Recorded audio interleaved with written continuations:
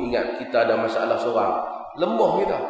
Sebab itu Nabi SAW, macam mana Allah kuatkan dia? Allah bagi cerita Nabi-Nabi dulu supaya kita tahu. Bukan saja Nabi tahu, baru bukan saja aku yang kena ni.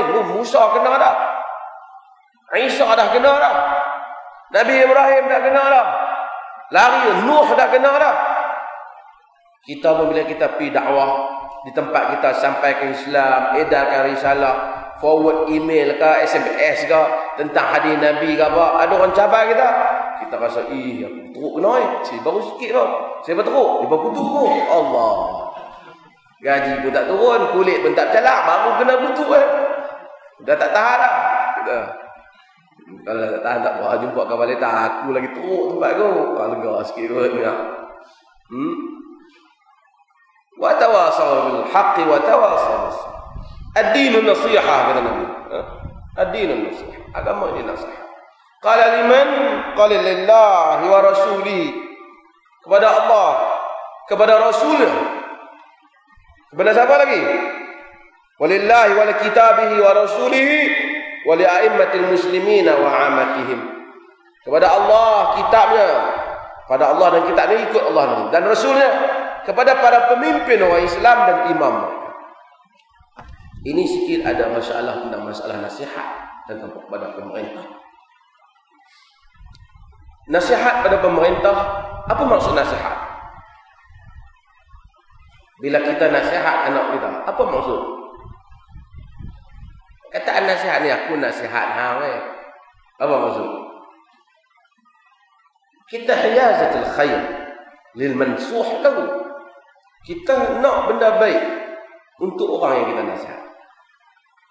Kalau kita kata, weh bengong, awak hantar melingkup bang. Oh, itu kita, itu bukan nasihat. Yang kata apa? Aku nasihat dia lah. Oh, itu bukan nasihat, nak maki dia. Tapi bila kita nasihat, kita bagi kataan yang baik kepada orang tu. Oh, ni orang rakam Allah. Kena potong saya sebut saya kasar.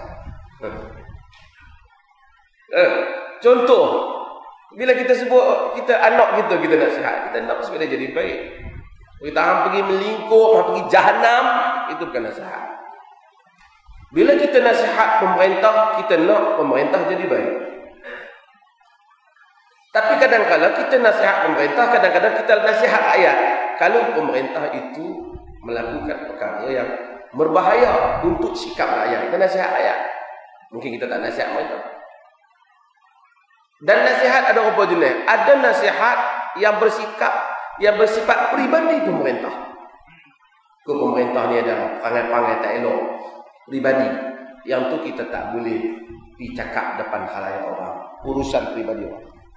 Termasuk tu imam, termasuk siapa saja, kita tak boleh pegang mikrofon cerita dia ni kaki perempuan, tak boleh. Tapi jika kita menyebut tentang dasar-dasar pengurusan dia, yang membabitkan hal rakyat umum, yang sekiranya rakyat tak tahu bahaya, kita kena tengok suasana berbeza bagi setiap zaman.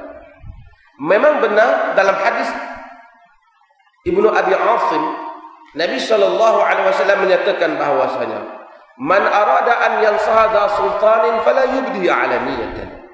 Siapa yang nak nasihat pemerintah, jangan terang-terang. Falyakhuz biyadihi wal yakhlu bih. Pegang tangan dia, bersendirian dia dengan dia.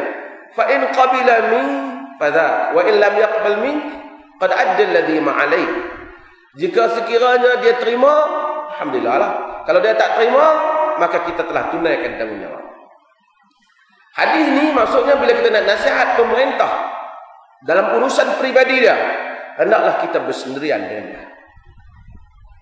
Kata ni, yang berhormat, yang amat berhormat, saya minta maaf je. Perbuatan yang amat berhormat, berbuat benda-benda ni tak senonoh, ni tak elok.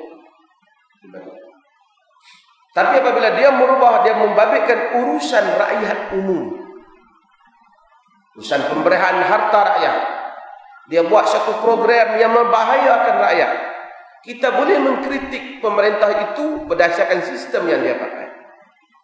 Buktinya, apabila Sa'ad bin Abi Waqqas dia dikritik oleh pemerintah pada zaman dia, oleh rakyat pada zaman dia, kononnya dia ada masalah.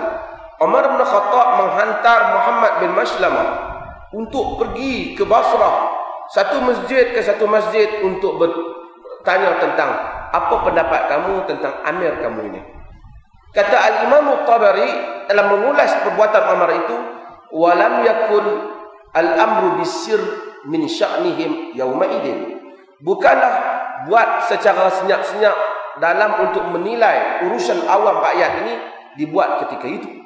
Maksudnya Umar bagi peluang, okey, bagi tahu Muhammad bin Maslamah akan bawa laporan kepada Umar. Sebab itu kita lihat itulah yang menyebabkan Sa'ad bin Abi Waqqas mendoakan kepada orang yang dituduh dia itu, mendoakan Usamah bin Qatadah yang tuduh dia bahawasanya dia ni tak adil, walam yaqsimu bisawiyah, walam yaghzu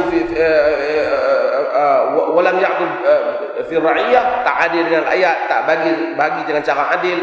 Dan dia mendoakan supaya Allah Subhanahu wa taala ambil tindakan kepada Usamah bin Qatadah, supaya Allah taala fa'mi basarahu wa atil umrahu, dan butakan mata dia dan panjangkan umur dia, dan sekiranya masukkan dia dalam mudhillatil fitan, jadi masuk ke fitnah.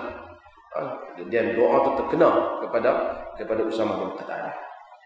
Ini menunjukkan urusan umum. Bila negara dibentuk, negara ada parlimen, dan ahli parlimen bercakap urusan negara dalam parlimen, dan kemudian mereka boleh juga mungkin mengkritik pemerintah di dalam parlimen.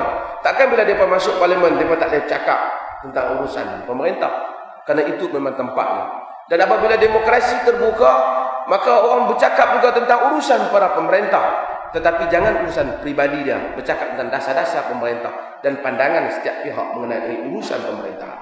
Ada pandangan-pandangan yang dilontarkan oleh Abu Zar pun pada zaman Umar Osman bin Affan. Ada kritikan-kritikan yang dibuat. Ada Umar bin Khattab bila dia berucap khalayak ramai.